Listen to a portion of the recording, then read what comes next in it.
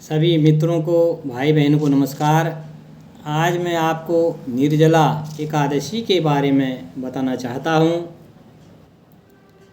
निर्जला एकादशी की कथा इस प्रकार है।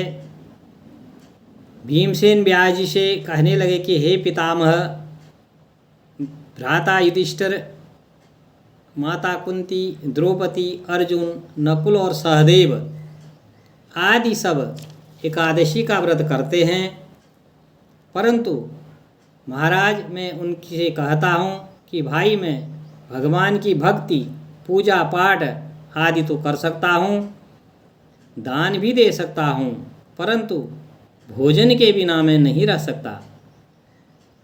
इस पर व्यास जी कहने लगे कि हे भीमसेन, यदि तुम नरक को बुरा और स्वर्ग को अच्छा समझते हो तो प्रतिमास की दोनों एकादशियों को अन्न मत खाया करो।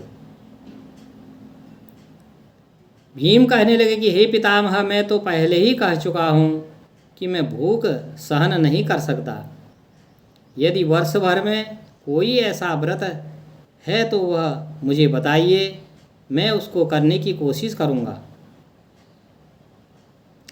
भोजन करने से मुझे शांति मिलती है, इसलिए पूरा उपवास तो क्या एक समय भी मैं बिना भोजन के नहीं रह सकता। अतः आप मुझे कोई ऐसा व्रत बतलाइए जो वर्ष में केवल एक बार ही करना पड़े और मुझे स्वर्गलोक भी प्राप्ति हो।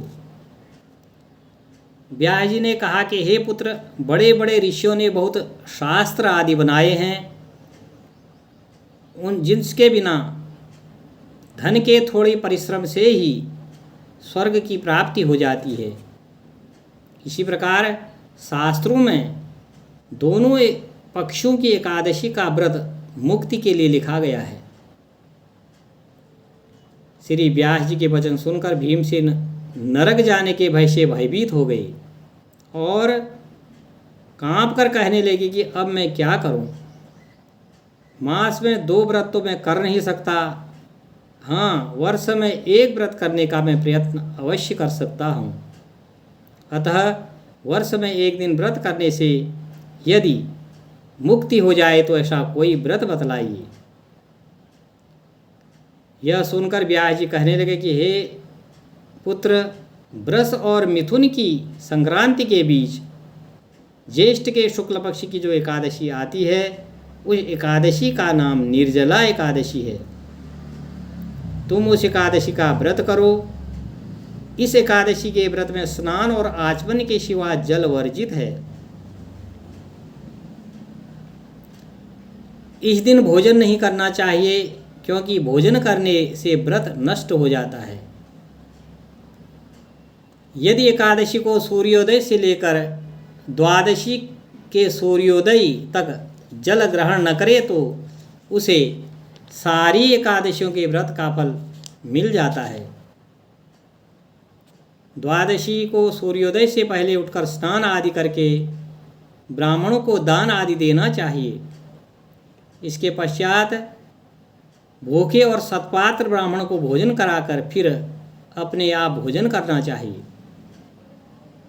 इसका फल 1 वर्ष की संपूर्ण एकादशियों के फल के बराबर होता है। व्यास जी कहने लगे कि हे भीमसेन, यह मुझको स्वयं भगवान ने बतलाया है। इस एकादशी का पुण्य समस्त तीर्थों और दानों से अधिक है।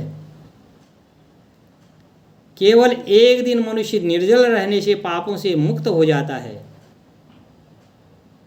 जो मनुष्य निर्जला एकादशी का व्रत करते हैं, उनकी मृत्यु के समय यमदूत आकर नहीं घेरते, वरन भगवान के पार्षद उनको पुष्पक विमान में बैठाकर स्वर्गलोक को ले जाते हैं।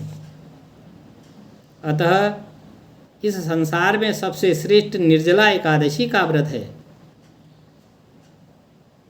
इसलिए यत्न के साथ इस व्रत को करना चाहिए।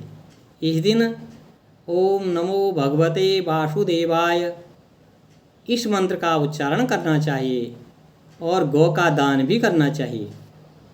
इस प्रकार व्यास जी की आज्ञा अनुसार भीमसेन ने इस व्रत को किया। इसलिए इस एकादशी को भीमसेनी या पांडव एकादशी भी कहते हैं। निर्जला व्रत करने से पूर्ण भगवान का पूजन करके यह प्रार्थना करें कि हे भगवान, आज मैं निर्जला व्रत करता हूँ, दूसरे दिन भोजन करूँगा। मैं इस व्रत को श्रद्धापूर्वक करूँगा, अतः आपकी कृपा से मेरे सब पाप नष्ट हो जाएं। इस दिन जल से भरा हुआ घड़ा वस्त्र से ढककर स्वर्ण सहित दान करना चाहिए। जो मनुष्य इस व्रत को करते हैं उनको करोड़ पल सोने के दान का फल मिलता है, और जो इस दिन यज्ञ आदि करते हैं उनका फल तो वर्णन ही नहीं किया जा सकता। इस एकादशी के व्रत से मनुष्य विष्णु लोक को जाता है। जो मनुष्य इस दिन अन्न खाते हैं वे चांडाल के समान हैं। जिसने निर्जला एकादशी का व्रत किया है वह चाहे ब्रह्म हत्यारे हों, मद्यपान करते हों, चोरी करते हों या गुरु के साथ द्वेष करने वाले हों, मगर इस व्रत के करने से सब पाप नष्ट हो जाते हैं और स्वर्ग की प्राप्ति होती है। कहते हैं, हे कुंती पुत्र, जो मनुष्य या स्त्री श्रद्धापूर्वक इस निर्जला एकादशी के व्रत को करते हैं उनको अग्रलिखित कर्म करने चाहिए।